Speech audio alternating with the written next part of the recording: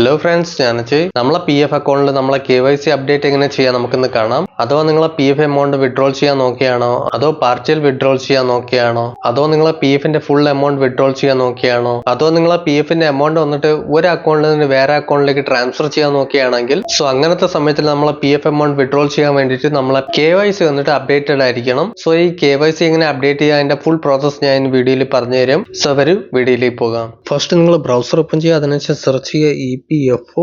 Search ചെയ്യുമ്പോൾ നമുക്ക് ഫസ്റ്റിൽ തന്നെ ലിങ്ക് കാണാൻ പറ്റും. ഈ ഒരു ലിങ്കിൽ ക്ലിക്ക് ചെയ്യുക. ഓപ്പൺ ആയി വരുമ്പോൾ ഇതേപോലെ ഇന്റർഫേസ് കാണാൻ പറ്റും. ഇവിടെ നമുക്ക് ഫ്രണ്ട് ഹോം പേജിൽ തന്നെ കാണാൻ പറ്റും KYC അപ്ഡേഷൻ മെമ്പർ. ഈ ഒരു ഓപ്ഷനിൽ ക്ലിക്ക് ചെയ്യുക. ക്ലിക്കായി വരുമ്പോൾ നമുക്കിവിടെ ഫസ്റ്റ് ലോഗിൻ ചോദിക്കും. നമുക്കിവിടെ ലോഗിൻ ചെയ്ത് കൊടുക്കണം. ഇവിടെ ഫസ്റ്റ് നിങ്ങളെ UN നമ്പർ ടൈപ്പ് ചെയ്ത് കൊടുക്കുക. അതിനുശേഷം നിങ്ങളെ UN നമ്പറിന്റെ പാസ്വേഡ് എന്താണോ അത് ഇവിടെ ടൈപ്പ് ചെയ്ത് കൊടുക്കുക. അഥവാ നിങ്ങളെ പാസ്വേഡ് ഒന്നിട്ട് മറന്നു പോയിട്ടുണ്ടെങ്കിൽ നമുക്കിവിടെ റിസെറ്റ് ചെയ്യാൻ പറ്റും. അതിനുവേണ്ടി ഇവിടെ ഫോർഗോട്ട് പാസ്വേഡ് എന്നൊരു ഓപ്ഷൻ കിടക്കുന്നുണ്ടാകും. ഈ ഓപ്ഷനിലൂടെ നമ്മൾ പുതിയ പാസ്വേഡ് സെറ്റ് ചെയ്ത് എടുക്കാൻ പറ്റും. അതിന്റെ കൂടെ തന്നെ നിങ്ങളെ യൂസർ നെയിം PFന്റെ അക്കൗണ്ട് നമ്പർ അറിയില്ലെങ്കിൽ അപ്പോൾ UN നമ്പർ എങ്ങനെ എടുക്കാന്ന് വെച്ചാൽ അതും ഇവിടെ നമുക്ക് കിടക്കുന്നുണ്ടാകും. അതിനുവേണ്ടി നമുക്കിവിടെ താഴെ ഒരു ഓപ്ഷൻ കാണാൻ പറ്റും, ക്നോൺ യുവർ UN. ഈ ഒരു ഓപ്ഷനിലൂടെ നമ്മൾ UN നമ്പർ എടുക്കാൻ പറ്റും. അതേപോലെ എൻ്റെ കേസിൽ എൻ്റെ UN നമ്പറും പാസ്വേഡും എനിക്ക് അറിയാം. അതിന് ഞാൻ ഇവിടെ ടൈപ്പ് ചെയ്ത് കൊടുക്കാം. ടൈപ്പ് ചെയ്തതിനു ശേഷം സൈൻ ഇൻ ക്ലിക്ക് ചെയ്യണം. ക്ലിക്ക് ചെയ്യുമ്പോൾ നമ്മളെ PF അക്കൗണ്ടിൽ ഏത് മൊബൈൽ നമ്പർ ലിങ്ക് ആണോ ആ മൊബൈൽ നമ്പറിലൂടെ നമുക്കൊരു OTP വന്നിട്ടുണ്ടാകും. ആ OTP നമുക്ക് ഇവിടെ ടൈപ്പ് ചെയ്ത് കൊടുക്കണം വെരിഫിക്കേഷൻ ചെയ്യാൻ വേണ്ടിയിട്ട്. അതിനുശേഷം സബ്മിറ്റ് ഓപ്ഷനിൽ ക്ലിക്ക് ചെയ്യുക. ഇതേപോലെ നമ്മൾ കാണുമ്പോൾ നമ്മൾ ഈ പോർട്ടലിന്റെ അകത്ത് ലോഗിൻ ആയിട്ടുണ്ട്. ഇവിടെ നമ്മൾ ലോഗിൻ ആയതിനു ശേഷം നമുക്ക് ഇവിടെ ഒരു ഓപ്ഷൻ കാണാൻ പറ്റും, മാനേജ്. ഈ ഒരു ഓപ്ഷൻ നമ്മൾ ക്ലിക്ക് ചെയ്യുമ്പോൾ നമുക്ക് കുറെ ഓപ്ഷനുകൾ കാണിക്കും. ഇവിടെ തന്നെ നമുക്ക് കാണാൻ പറ്റും KYC. ഈ ഒരു ഓപ്ഷൻ നമ്മൾ ക്ലിക്ക് ചെയ്യുമ്പോൾ ഇവിടെ നമുക്ക് PF അക്കൗണ്ടിന്റെ കൂടെ 3 ഡീറ്റെയിലുകൾ ആഡ് ചെയ്യാൻ വേണ്ടിയിട്ട് കാണിച്ചിട്ടുണ്ടാകും. ഒന്നാമത്തത് ബാങ്ക്, രണ്ടാമത്തത് പാൻ, മൂന്നാമത്തത് പാസ്പോർട്ട്. ഇവിടെ പാസ്പോർട്ട് വന്നിട്ട് അങ്ങനെ യൂസ് ഒന്നുമില്ല. അതുകൊണ്ട് ഈ 2 കാര്യങ്ങൾ ആഡ് ആണെങ്കിൽ നമുക്ക് പൈസ എടുക്കാൻ പറ്റും. ഇവിടെ ഫസ്റ്റ് നമ്മൾ ബാങ്ക് ഓപ്ഷനിൽ ക്ലിക്ക് ചെയ്യുമ്പോൾ നമുക്ക് ഇവിടെ 3 രീതിയിലുള്ള സെക്ഷൻസ് കാണാൻ പറ്റും. ഫസ്റ്റ് ഏതാണെന്ന് വെച്ചാൽ നമ്മളെ കറന്റ്ലി ആക്റ്റീവ് ആയിട്ടുള്ള KYC ഇവിടെ കാണാൻ പറ്റും. എന്റെ ഇവിടെ പഴയ കറന്റ്ലി അപ്ഡേറ്റഡ് ആയിട്ടുള്ള KYC ഇവിടെ ഷോ ആകുന്നുണ്ട്. അഥവാ നിങ്ങൾ ഇവിടെ ഫസ്റ്റ് ടൈം ആയിട്ട് KYC ചെയ്യാൻ പോവുകയാണെങ്കിൽ ഇവിടെ നിങ്ങൾക്ക് നോ ഡീറ്റെയിൽസ് ഒന്ന് കിടക്കും. ഈ ഒരു ഡീറ്റെയിൽസ് ഒന്നും കാണാൻ പറ്റൂല. അതേപോലെ നേരത്തെ ഏതെങ്കിലും KYC അപ്ഡേറ്റ് ചെയ്യാൻ കൊടുത്തിട്ടുണ്ടെങ്കിൽ അത് അപ്രൂവൽ ആകുന്നേരം നമുക്ക് ഇവിടെ പെൻഡിങ്ങിൽ കാണിക്കും. അതിനുശേഷം മൂന്നാമത്തെ സെക്ഷനിൽ നമ്മൾ കാണുമ്പോൾ നമ്മളെ KYC അപ്ഡേറ്റ് ചെയ്യുമ്പോൾ റിജക്റ്റ് ആയിട്ടുണ്ടെങ്കിൽ ഇതേപോലെ ഓപ്ഷൻ കാണിക്കും. ഫസ്റ്റ് ഇവിടെ നമുക്ക് KYC എങ്ങനെ അപ്ഡേറ്റ് ചെയ്യാന്ന് വെച്ചാൽ ഫസ്റ്റ് ഇവിടെ കാണുമ്പോൾ നമുക്ക് ആധാർ ഓത്തന്റിക്കേഷൻ ചെയ്യാൻ വേണ്ടിയിട്ടുള്ള ഒരു ഓപ്ഷൻ കാണാൻ പറ്റും. ഇവിടെ ഏത് KYC കൊടുത്താലും നമുക്ക് ഫസ്റ്റ് ഇവിടെ ആധാർ ഓത്തന്റിക്കേഷൻ ചെയ്യണം. ഇവിടെ ഫസ്റ്റ് നമ്മൾ ഏത് ടൈപ്പിന്റെ KYC ചെയ്യാണ്, നമ്മളിവിടെ ബാങ്കിന്റെ KYC ചെയ്യാണ്. അപ്പോൾ നമുക്ക് ഫസ്റ്റ് ഇവിടെ ബാങ്ക് ഓപ്ഷൻ ക്ലിക്ക് ചെയ്യാം. അതിനുശേഷം നമ്മളെ ബാങ്ക് അക്കൗണ്ട് നമ്പർ ഇവിടെ ടൈപ്പ് ചെയ്ത് കൊടുക്കണം. അതിനുശേഷം കൺഫേം ബാങ്ക് അക്കൗണ്ട് നമ്പറിൽ റിപ്പീറ്റ് ആയിട്ട് അക്കൗണ്ട് നമ്പർ ടൈപ്പ് ചെയ്ത് കൊടുക്കുക. നെക്സ്റ്റ് നമ്മളെ ബാങ്ക് IFSC കോഡ് ഇവിടെ കൊടുക്കണം. നമ്മളെ ബാങ്ക് പാസ്ബുക്കിൽ കാണാൻ പറ്റും. ഇത് ഇത്രയും ഡീറ്റെയിൽ നമ്മൾ കൊടുത്തതിന് ശേഷം നമുക്ക് ഇവിടെ സൈഡിൽ കാണാൻ പറ്റും വെരിഫൈ IFSO. ഈ ഒരു ഓപ്ഷൻ നമ്മൾ ക്ലിക്ക് ചെയ്യുമ്പോൾ നമ്മളെ ബാങ്കിന്റെ IFSC കോഡ് വെരിഫൈ ചെയ്യും. ഇതേപോലെ നമ്മൾ കാണുമ്പോൾ നമ്മളെ ബാങ്കിന്റെ IFSC കോഡ് വന്നിട്ട് വെരിഫൈ ആയിട്ടുണ്ട്. ഇവിടെ OK ഓപ്ഷനിൽ ക്ലിക്ക് ചെയ്യുമ്പോൾ നമുക്ക് നെക്സ്റ്റ് ഇവിടെ നമ്മളെ ആധാറിന്റെ കൺസെന്റ് വന്നിട്ട് നമുക്ക് ഫസ്റ്റ് അക്സെപ്റ്റ് ചെയ്ത് കൊടുക്കണം. അതിനുശേഷം നമുക്ക് ഇവിടെ സേവ് ചെയ്ത് കൊടുക്കണം. അപ്പോൾ നമ്മൾ ഇത്രയും കാര്യങ്ങൾ കൊടുത്തതെല്ലാം നമുക്കിപ്പോൾ സേവ് ആയിട്ടുണ്ട്. ഇപ്പൊ നമ്മൾ കാണുമ്പോൾ നമ്മളെ ആധാർ കാർഡിലൂടെ ഏത് മൊബൈൽ നമ്പർ ലിങ്ക്ഡ് ആണോ ആ മൊബൈൽ നമ്പറിലൂടെ ഒരു OTP പോയിട്ടുണ്ടാകും. വെരിഫിക്കേഷന് വേണ്ടിയിട്ട് ആ OTP നമുക്ക് ഇവിടെ ടൈപ്പ് ചെയ്ത് കൊടുക്കണം. അതേപോലെ നമ്മൾ മുകളിലോട്ട് കാണുമ്പോൾ നമ്മൾ ഇതുവരെ കൊടുത്ത ബാങ്ക് ഡീറ്റെയിൽ ഇവിടെ കാണാൻ പറ്റും.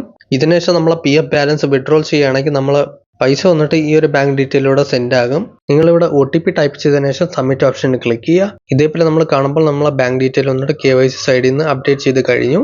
നെക്സ്റ്റ് നമുക്കിവിടെ ആധാറിന്റെ കൺസെന്റ് വന്നിട്ട് വീണ്ടും അക്സെപ്റ്റ് ചെയ്യാൻ ഇവിടെ കാണിക്കുന്നുണ്ടാകും. ഇവിടെ ഫസ്റ്റ് അക്സെപ്റ്റ് ചെയ്ത് കൊടുക്കുക. അതിനുശേഷം സേവ് ചെയ്ത് കൊടുക്കുക. നെക്സ്റ്റ് നമ്മൾ ആധാറിലൂടെ ഒരു OTP വന്നിട്ടുണ്ടാകും. ആ OTP ടൈപ്പ് ചെയ്ത് കൊടുക്കുക.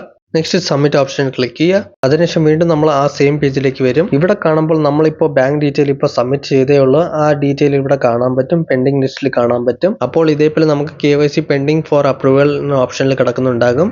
നെക്സ്റ്റ് ഇവിടെ നമ്മളെ പാൻ ഇവിടെ വെരിഫൈഡ് ഇല്ല. അപ്പോൾ നമുക്ക് പാൻ വെരിഫിക്കേഷൻ ചെയ്യണം. അഥവാ നിങ്ങളെ PFന്റെ പൈസ എടുക്കുകയാണെങ്കിൽ നമുക്ക് ഇവിടെ പാൻ വെരിഫിക്കേഷൻ ചെയ്ത് കൊടുക്കണം. ഇവിടെ നമുക്ക് രണ്ടും ഒരുമിച്ച് തന്നെ കൊടുക്കാൻ പറ്റും. പക്ഷേ നമുക്ക് ചിലപ്പോൾ എറർ വരും. അതുകൊണ്ടാണ് നമുക്ക് 1 by 1 കൊടുക്കാം. അപ്പോൾ അതിനുവേണ്ടി നമുക്ക് ഇവിടെ പാൻ ഓപ്ഷനിൽ ക്ലിക്ക് ചെയ്ത് കൊടുക്കണം. ഇവിടെ നമ്മളെ പാൻ നമ്പർ ഇവിടെ ടൈപ്പ് ചെയ്ത് കൊടുക്കുക. അതിനുശേഷം കൺസെന്റ് വന്നിട്ട് അക്സെപ്റ്റ് ചെയ്ത് കൊടുക്കുക. അതിനുശേഷം സേവ് എന്ന് കൊടുക്കുക. ഇവിടെയും നമ്മളെ KYC ചെയ്യാൻ വേണ്ടിയിട്ട് വീണ്ടും നിങ്ങളോട് ഒരു OTP ചോദിക്കുന്നുണ്ടാകും. നിങ്ങളെ ആധാർ കാർഡിൽ ഏത് മൊബൈൽ നമ്പർ ലിങ്ക് ആണോ ആ മൊബൈൽ നമ്പറിലൂടെ ഒരു വെരിഫിക്കേഷൻ ചെയ്യാൻ വേണ്ടിയിട്ട് OTP വന്നിട്ടുണ്ടാകും. ആ OTP നമുക്ക് ഇവിടെ ടൈപ്പ് ചെയ്തിട്ട് സബ്മിറ്റ് ഓപ്ഷനിൽ ക്ലിക്ക് ചെയ്യാം. ഇതേപോലെ നമ്മൾ കാണുമ്പോൾ നമ്മളെ ഈ ഒരു സെക്ഷന് നമ്മളെ കംപ്ലീറ്റ് ആയിട്ടുണ്ട്. ഇവിടെ ഡിജിറ്റലിലൂടെ നമ്മളെ KYC ചെയ്യാൻ വേണ്ടിയിട്ട് ഇവിടെ നമ്മളെ സൈഡിൽ നിന്ന് ഡീറ്റെയിൽ എല്ലാം കൊടുത്ത് നമ്മൾ സബ്മിറ്റ് ചെയ്ത് കഴിഞ്ഞു. അതേപോലെ പെൻഡിങ്ങിന്റെ കേസിൽ വരുമ്പോൾ ഇതേപോലെ നമ്മളിപ്പോൾ കാണുമ്പോൾ നമ്മളെ ബാങ്ക് ഡീറ്റെയിൽ ഇപ്പം കൊടുത്ത ഡീറ്റെയിൽ എല്ലാം പെൻഡിങ് കേസിൽ കിടക്കുന്നുണ്ടാകും. അതിനുശേഷം എപ്പോഴാണോ നമ്മൾക്ക് എംപ്ലോയറിന്റെ സൈഡിൽ നിന്ന് അപ്രൂവൽ കിട്ടുന്നോ, എങ്ങനെയാണെന്ന് വെച്ചാൽ നിങ്ങൾ ഏത് കമ്പനിയിൽ വർക്ക് ചെയ്തിട്ടുണ്ടോ ആ കമ്പനിയിലേക്ക് ഒരു റിക്വസ്റ്റ് പോയിട്ടുണ്ടാകും അപ്രൂവൽ ചെയ്യാൻ വേണ്ടിയിട്ട്. അതേപോലെ നമ്മളെ ബാങ്ക് സെക്ഷനിൽ വരുമ്പോൾ നമ്മളിവിടെ സ്റ്റേറ്റസിൽ കാണുമ്പോൾ വെരിഫിക്കേഷൻ അണ്ടർ പ്രോസസ് ഉടനെ തന്നെ കാണിച്ചു.